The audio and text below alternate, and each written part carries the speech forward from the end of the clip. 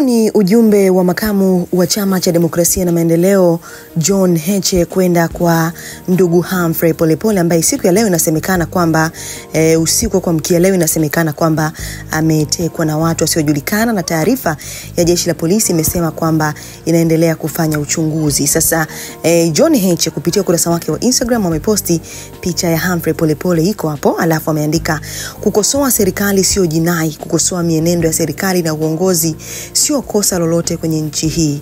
Hatukubaliani na utekaji na utesaji wa Watanzania kwa kisingizio kwamba wanakosoa serikali. Na wakumbusha hawa watekaji kwamba juzi Polepole alikuwa kiongozi mwandamizi kwenye serikali ya Magufuli.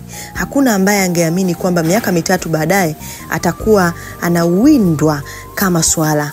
Power is transient. Enyi watu mnaoteka, muda sio mrefu mtajuta kwa nini mlifanya hivi, na hao mnaowatuma furaha zenu sasa zitakuwa vilio baadaye. Watanzania hamkeni, hakuna aliye salama. Mwachieni Polepole na viongozi wetu wote haraka. Sasa huu ni ujumbe wa John Heche ambaye amemwandikia Polepole kimsingi siku hii leo, ambapo ndo habari ya mjini kwenye mitandao ya kijamii. Naona comment ni nyingi sana. Moja kati ya wadau amekuja pale ameandika, "Wewe mbona unakosoa kwa akili? Kosoa kama yeye." Sasa mtu mwingine ameandika tutazidi kuwa imara. Mtu mwingine ameandika haya mambo yanaumiza sana. Mtu mwingine ameandika Chadema ndio chama pekee ambacho hakijui misimamo yake na kinachofanya ni nini. Wote wanalukaluka tu. Anyway, kazi na utu, tunasonga mbele.